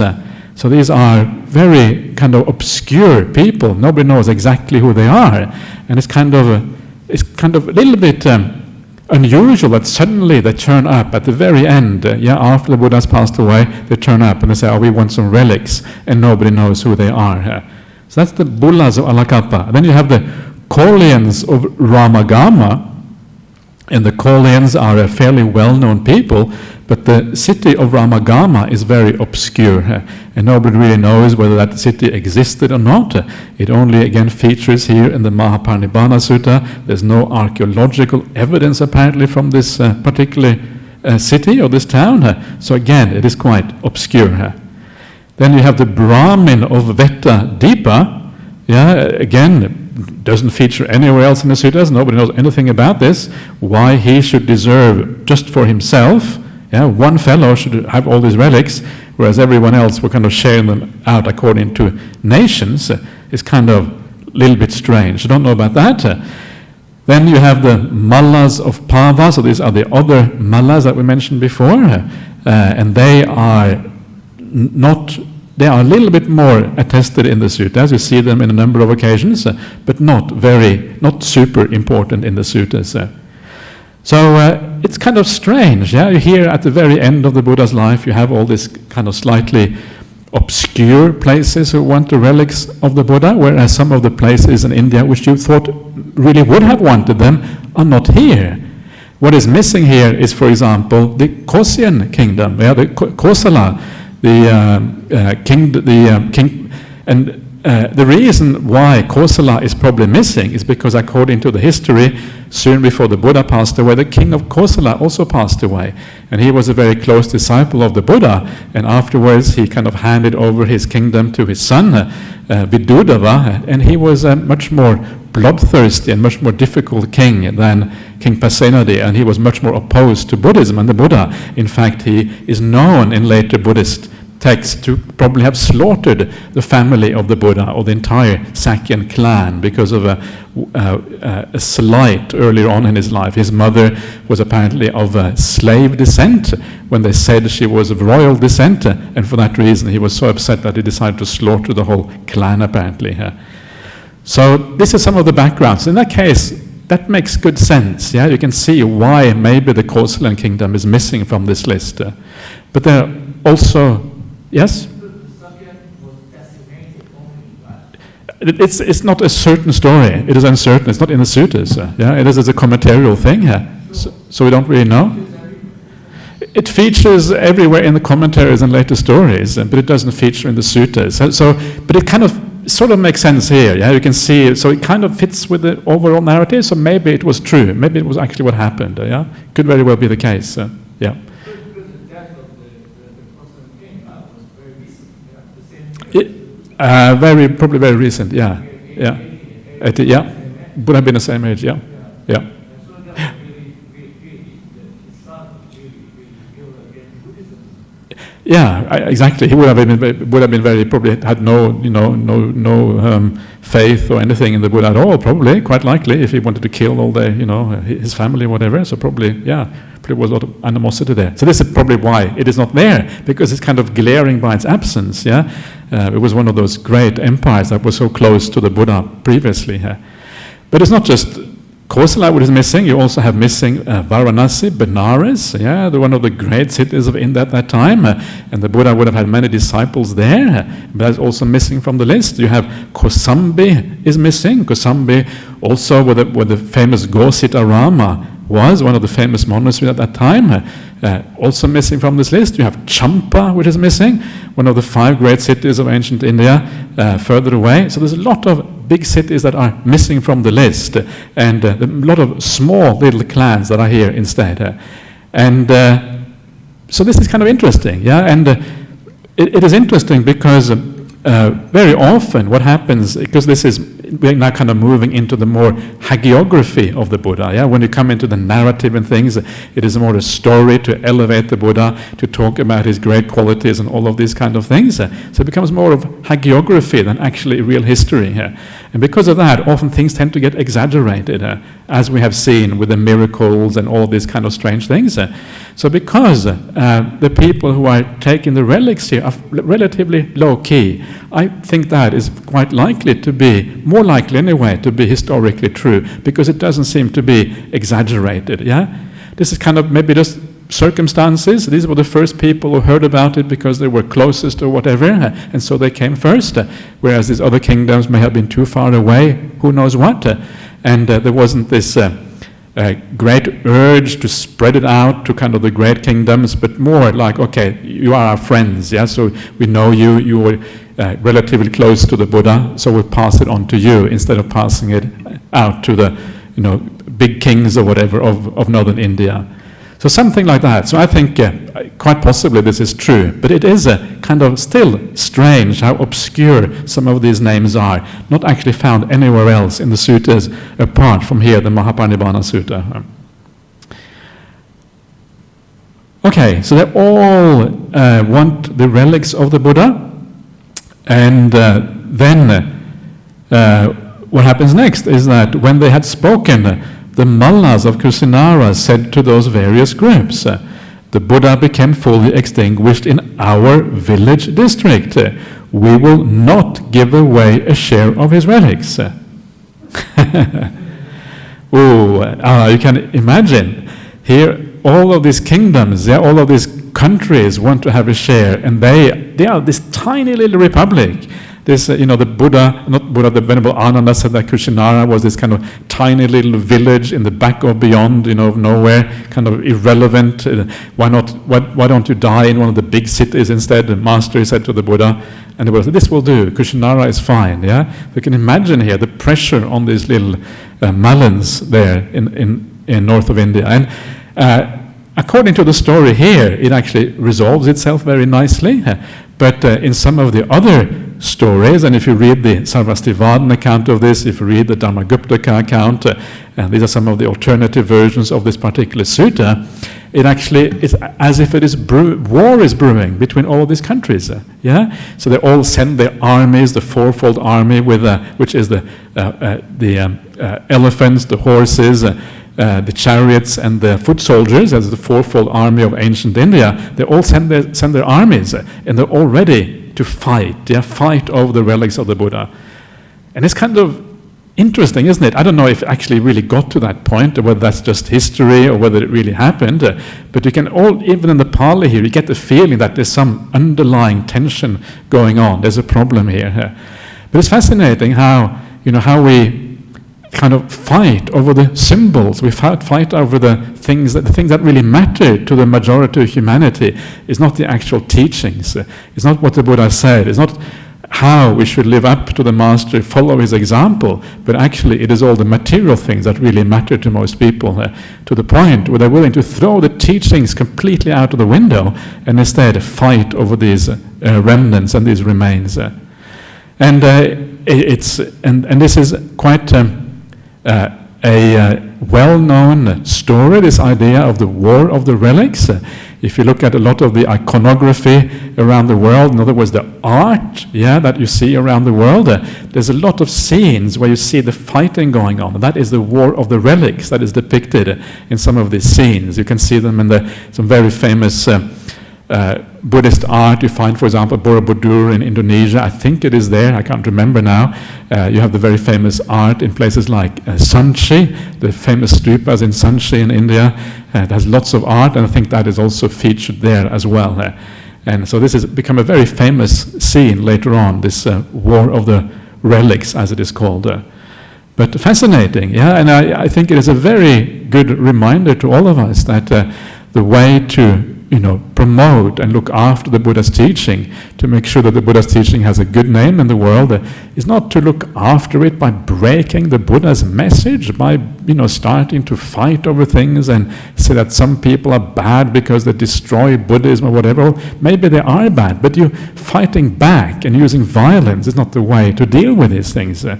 And it started straight after the Buddha, so we shouldn't be surprised that even in the present day these things are happening. But it's a good reminder of what really matters in this life. The Buddha taught his teachings not for us to worship the relics, not for us to have endless kind of rituals and chanting and what have you. The purpose of these teachings is only one thing really, and that is to practice them. That's when they have power. All this other stuff is kind of completely irrelevant, especially if it leads to this kind of anti-Buddhist behavior, which is kind of, you see here from the very beginning almost. Fortunately, there was a wise person in the assembly, and what happened then was the following. Then Dona the Brahmin said to those various groups, "Here, sirs, a single word from me. Our Buddha's teaching was a forbearance. It would not be good to fight over a share of the Supreme Person's relics. Let us make 8 portions, good sirs, rejoicing in unity and harmony. Let there be monuments far and wide, so many folk may gain faith in the seer being the Buddha, of course." So you can see, again, I'm just looking at the one you have there is a bit different, but roughly similar anyway. Okay, so this is the good Dona who kind of saves the day, is the hero here. And the answer is, well then, Brahmin, you yourself should fairly divide the Buddha's relics in 8 portions. Yes, sirs, replied Dona to those various groups. He divided the relics as asked and said to them, "Sirs, please give me the urn, and I shall build a stupa, a monument for it." So they gave Dona the urn. Then the Moras of Pipalivana heard that the Buddha had become fully extinguished at Kushinara. They sent an envoy to the Mallas of Kushinara. "The Buddha was an aristocrat, and so are we. We too deserve a share of the Buddha's relics. We will build a monument for them and hold a festival." There is no portion of the Buddha's relics left. They have already been portioned out. "Here, take the embers." So they took the embers. So these are the embers or the coals that were left after the burning, just the wood or whatever, and they were happy with that. So this is actually more interesting than it may seem at first sight. So first you have the wise person Dona there. It's kind of fascinating because Dona is a Brahmin, so it takes a Brahmin to help the Buddhists not to go to war with each other. It's kind of fascinating, isn't it? So it's often like that. You need someone from the outside to kind of create harmony within a certain community, because you are all at loggerheads and you need an external mediator to sort things out. And this is exactly the thing you see here. It's a little bit embarrassing for Buddhists, isn't it? Right there, Buddhist history, this Brahmin comes in and sorts it out. It's kind of, But it's fascinating, it's actually right there in the sutta, and it doesn't look too good for Buddhists, so again, quite possibly it might be true, because it doesn't really look all that great. Usually the stories that are exaggerated are the ones where the Buddhists look really good and wonderful, but when it kind of goes against the Buddhist, then it's more likely to be a true story here. This is one of the methods used in analyzing ancient texts. When something speaks against the text itself, it is more likely to be true. It's one of the methods used to analyze text in this way here. Yeah. So, is it possible that the Brahmin obviously can pick up the Buddhist faith, but Yeah. it's past description? Could be, yeah. Yeah. Yeah. Yeah. Yeah. Yeah. Called them Brahmin, yeah. Yeah. So usually it would be called an upasaka, though. That would be usually how it would be called, the upasaka dona, normally, yeah. So because the Brahmins will also become upasakas or upasakas, so usually it wouldn't be called Brahmins, but it might, or maybe he was on the way to become a Buddhist. Yeah, they wanted to encourage him a bit, so they kind of helped him along. I don't know. Yeah, number of possibilities. In that day and age, his other immediate family, would they call him a Brahmin or call him a upasaka? Don't know. I'm not sure. Yeah. But the Buddhists would normally call them upasakas, yeah.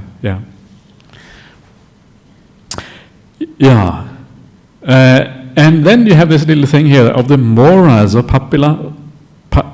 Papilavana. They too heard, that the Buddha had become extinguished, and they too wanted to have some relics. And you can imagine that probably after the Buddha was all burnt up, probably would have been all of these people everywhere who heard about the Buddha had been passing away. They probably all sent envoys and wanted relics, quite likely, probably from all distances and all kind of places. And there is a little bit of indication that this might be true, actually further down. So who are these Mauryas or Pipalavana?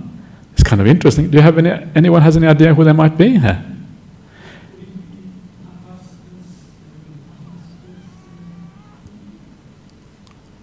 Maybe, I don't know. Why do you think that? Pipalavana. Oh, that was the Pipali cave that he stayed in. Yeah, it's very same as the Pipali cave, which is found in Rajagas, one of the hills of Rajaga, when you go there on a pilgrimage. Yeah, so that's true. It's actually a very similar word. That's true. Yeah, but what I had in mind here, what is interesting here, is the word Maurya. Yeah, because Maurya is from Mora, which means a peacock. So Maurya is like the peacock family, or the peacock dynasty here.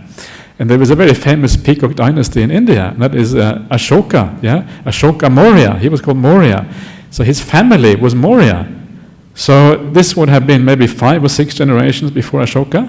And of course, Ashoka's father and grandfather, they were also emperors of India, and they too were of the Maurya clan. So that may have been same clan that you find here as Ashoka, who later on became the emperor. So there's 2 possibilities. Either that clan really was a clan, and they existed already, and they actually did ask for them, and they were already disciples of the Buddha. That's one possibility. Or maybe it has been added for some reason, because it kind of is nice, both for Buddhists and for Ashoka, to be kind of related to each other in this way. It kind of glorifies both sides a little bit. So what is most likely here? And again, to find this out, what you have to do is you have to look at the parallel texts. So if you look at the Sarvastivadin text and you look at the Dharmaguptaka text, the 2 other sources that we have, in neither of those actually mention the Mauryas. What they mention instead, they mention the people of Pipalavana, and one of them has a completely different word, or not a similar kind of word, but with a different meaning again. So here, in this case, it seems like the Pali text, somehow this idea of Maurya has been added, but it may in fact have been just the people from Pipalavana. They may not have had any original mention of Maurya in this sutta, and the word Maurya may have been added later on because it was kind of auspicious, to have this the king and the Buddhism kind of glorifying each other, because they were both have this, because of the elevated status of both in a sense. So So that is that one there, and I'm just pointing these things out just to kind of try to understand how these things happen, in the history, how these things kind of get added and how the text kind of get expanded over time. But it's very interesting that it actually is there. It's the only mention of Mauryas anywhere again in the Pali canon. Okay, so they take the embers, so very humbly take the embers and are happy with that. And then coming to the very end here, the king Ajatasattu of Magadha, the Litchavis of Vesali, the Sakyas of Kaplavatu, the Bullas of Alakappa, the Kaulians of Ramagama, the Brahmin of Vetadipa, the Mallas of Pava, the Mallas of Kushinara, the Brahmin Doya, the Mauryas of Pipalivana built monuments for their portions and held festivals in their honor. So here he has both large monuments and festivals, Ajahn Sudatta, so this is, I think, slightly wrong, but it doesn't matter. Thus, there were 8 monuments for relics, and the 9th for the urn, and the 10th for the embers. That is how it was in those days. So that is Evangetang Butta Pubang. So you can see it's like they are telling a story. It's almost like once upon a time. And in fact, there is a starting point in the suttas which also uses Butta Pubang at the beginning of a story, and almost means like once upon a time. It's a story about the past. And here is that feeling of someone reciting the sutta a long time after the Buddha, looking into the past, seeing this as a story. Thus it was in the past, or that is how it was in those days. So that is the original end of the sutta. Then comes a number of extra verses further down here, and these extra verses were added in Sri Lanka. It is specifically said in the commentary that these verses were added in Sri Lanka later on, but some of them are still in common with what you find in the Sarvastivadin version. So maybe just useful just to read them out and comment on them very briefly here. There were 8 shares of the seer's relics. 7 were worshipped throughout India, but 1 share of the most excellent of men was worshipped in Ramagama by the Dragon King. So 1 tooth is venerated by the gods of 33, and 1 is worshipped in the city of Gandhara, another one in the realm of the Kalinga king, and 1 is worshipped by a dragon king. Through their glory, this rich earth is adorned with the best of offerings. Thus the seer's corpse is well honored by the honorable. It is venerated by gods of dragons and spirits, and likewise venerated by the finest lords of men. Honor it with joined palms when you get a chance, for a Buddha is rare even in 100 eons. So that is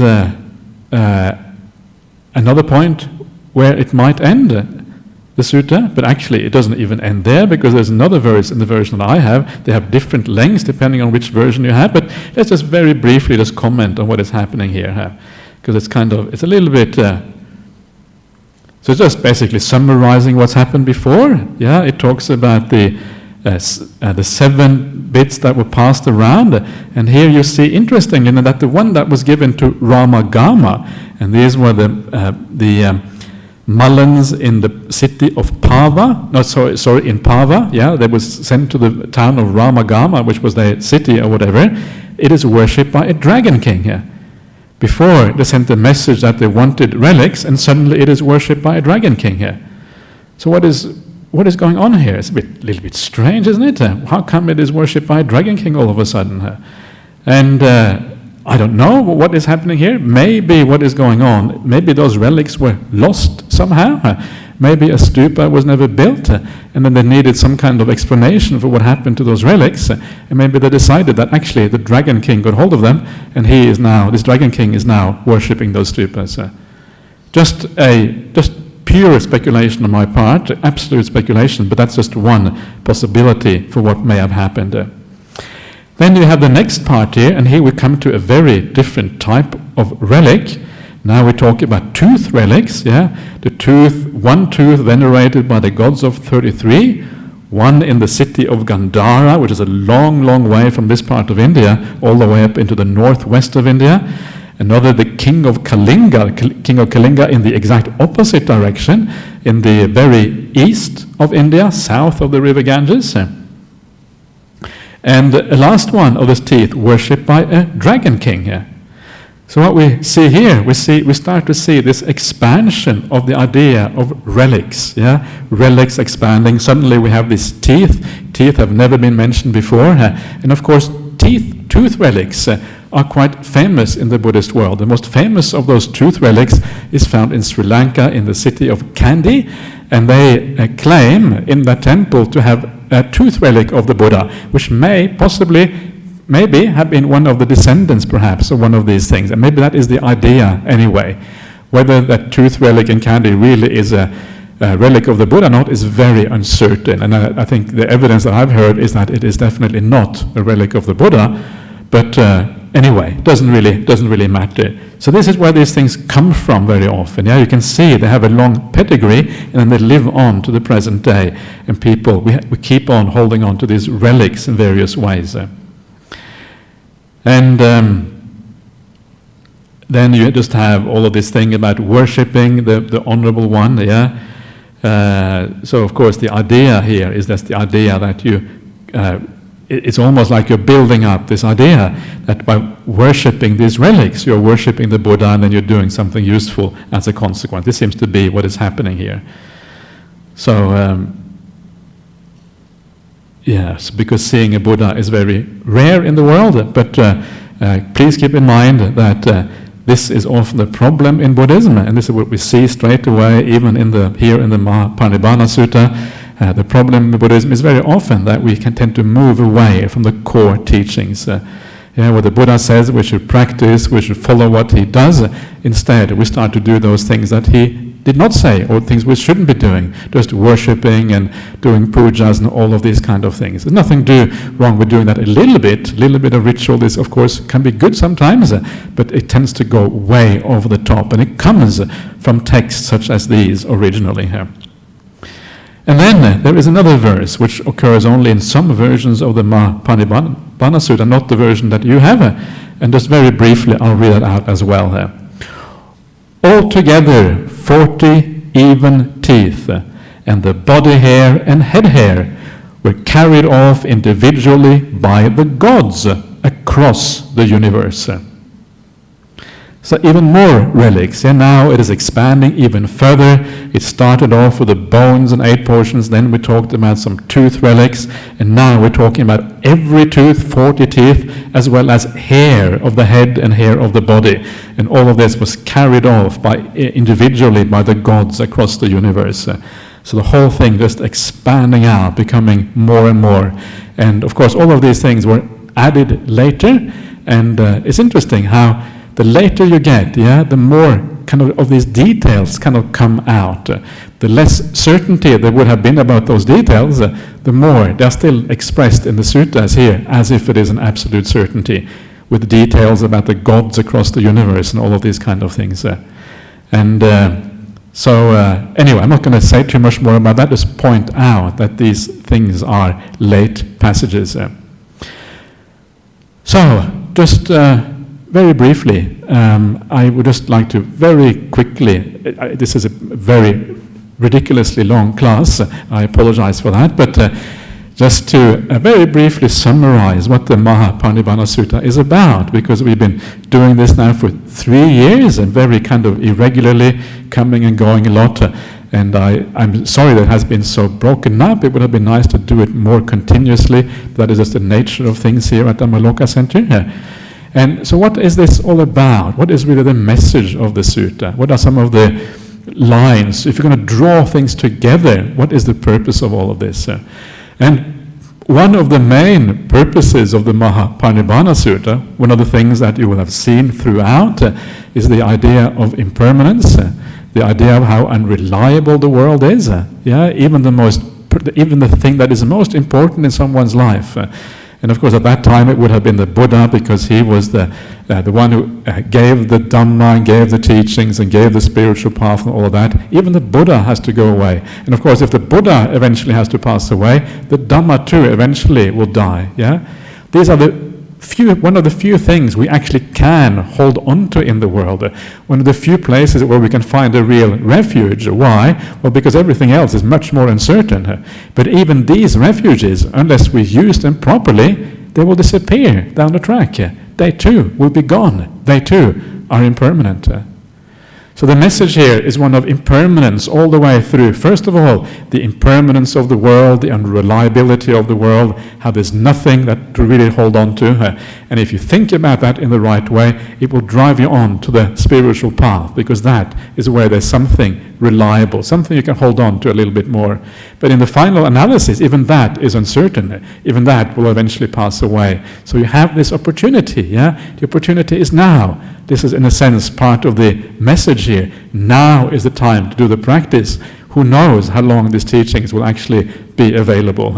And this, of course, is really problematic. So this is one of the, I think, very important messages of the sutta, the idea of impermanence, and how that, in many ways, summarizes the entire Buddhist outlook. If you remember the idea of impermanence, really, you are remembering a core aspect of the Buddha's teaching and his insight into the nature of reality.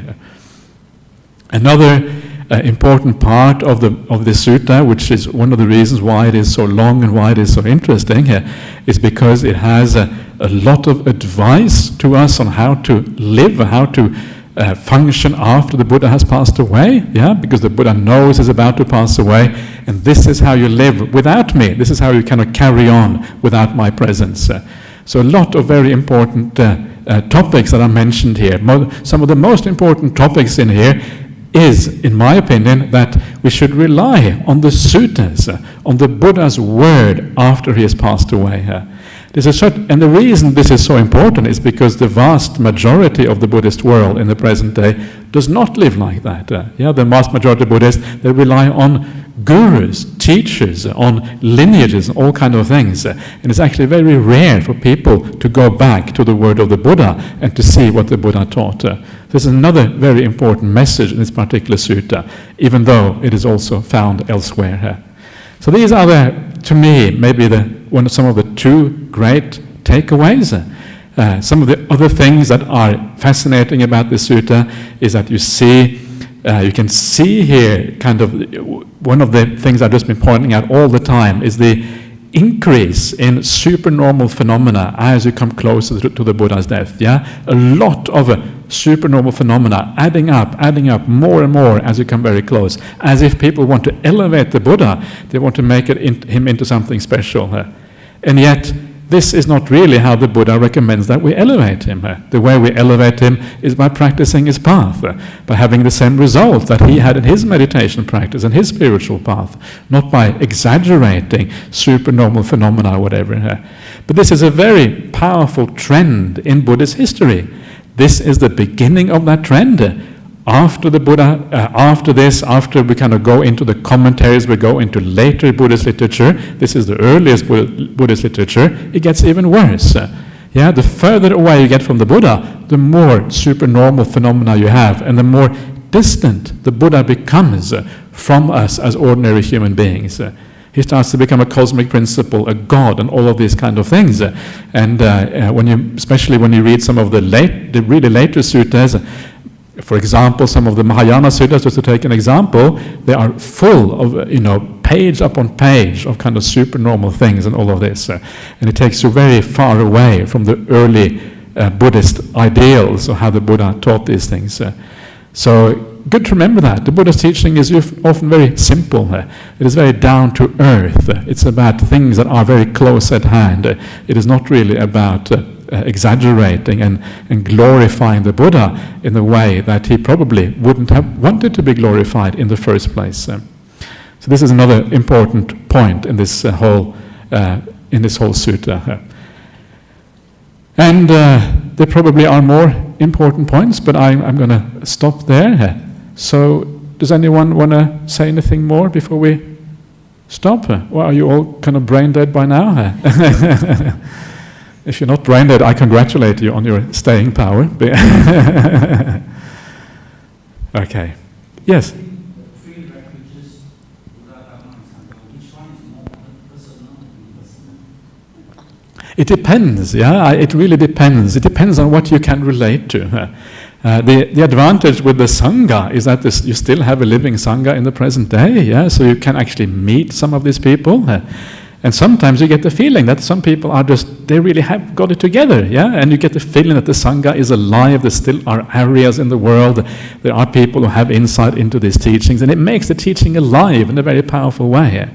So sometimes relating to the Sangha can be easier than to the Buddha, because the Buddha is like, it's just so far away, and it seems like such a, it's almost kind of this frightening person, 2.5. Some people get frightened by him. Obviously he was completely unfrightening, but still, that happens. So this is the advantage of the Sangha. The nice thing about the Dhamma also is that it's still available as well. Yeah. So when you read these teachings and you find, wow, these teachings actually are really powerful. They really have something to say. They are dealing with problems that I can understand through my own personal experience. They explain the spiritual path in a very detailed and consistent and progressive way that I can relate to personally. So just reading the sutras, yeah, especially if you understand them properly, it can also be very inspiring. Yeah. But I think at the end of the day, the highest refuge in many ways is the Buddha, because that's where it all starts from. Yeah, the Buddha is the beginning point. So without the Buddha, the other three refuges wouldn't exist. The Buddha is really kind of the crux, what it comes back down to. So if you're able to get a feel for who the Buddha was, this person who penetrated the darkness, penetrated delusion, saw the nature of reality for himself as the very first one, and that is really what it means to be a Buddha, the first person who penetrates and sees reality. And that is what is so astonishing, that ability to break through without a teacher. If you can get some feeling for that, and then he spent 45 years of his life just teaching, for no other reason except compassion and kindness for all the beings around him. For him, it was probably a bit of a hassle. Yeah, having to teach everyone, having always to kind of argue with people wanting to argue with him, and then having to endure this and that. The Buddha would probably much rather just meditate in a cave rather than having to deal with all these things. And he didn't really like to hang out with people. He would disappear as soon as he could, usually. So if you get a feeling for that person, this extraordinary wise and compassionate person 2,500 years ago, and you can get a feeling for him by reading the sutras, by reflecting of him in the right way, sometimes we have Buddha statues that maybe can remind us a little bit about what the Buddha was like, if they are well executed and well crafted, then that can also be useful. So see what works for you, and how you can deal with it, and then you can find the best way of dealing with that. Okay. Anyone else want to say anything? Yes, please.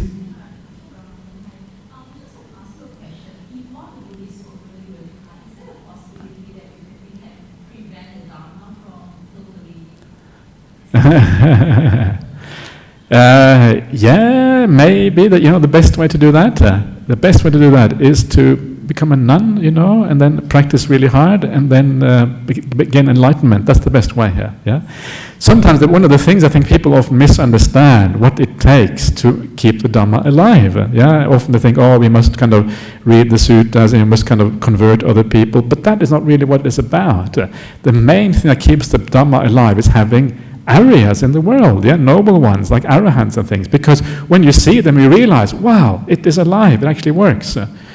So I think that is really what it comes down to. As long as we have people who understand this teaching from a personal basis, so long the Dhamma will be alive in the world. The moment we only have texts left, then misunderstandings will creep in. We won't really be able to understand, to interpret them properly and all of that. So that is really where it comes back to. But are we going to be able to have, how many arahants are we? Are we going to be able to keep on having arahants? I don't know.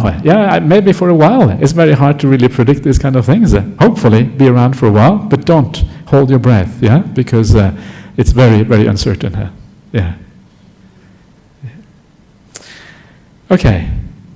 Are there still questions from outside as well? Or okay, gee, okay.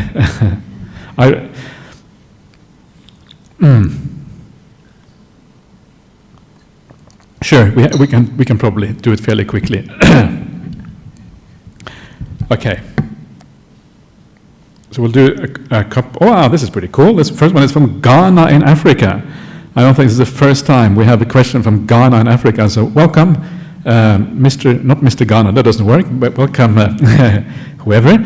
Nice to have you here, and it's nice to see someone from Africa, because it's pretty rare that you are online here, so that's great. The question is, how is the right way to recollect the Buddha to help progress of our meditation? The right way to recollect the Buddha. So I've been talking about this a little bit already, but the idea is just to understand that there is a person who has access to basically to the very meaning of life, who has understood what life is all about, understood the difference between happiness and suffering at the most fundamental level. Yeah, and this is just astonishing. Not only that, but this person has also understood the path to attain that very meaning of life, that very happiness and all that.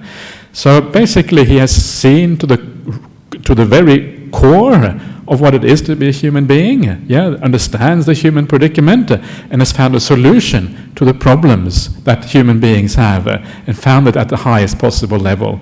And then spent 45 years teaching this beautiful combination of compassion and wisdom, So it's extraordinarily powerful. There's nothing in the world more important than the Buddha, because it gives meaning to your entire existence, to what life is about, etc., etc.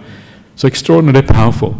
I'm not going to talk too much more about that, because I've been talking way too much already. So I'll leave it that for now. But I think we have talked about these things before. I think if you search a little bit in the BSWA talks, you will be able to find something more about that. A question from Canada. Are there ways to start building the joy in the anusatis to elevate those above that of, e.g., a raise, beyond just intellectually knowing it, or is it something that naturally happens along the path?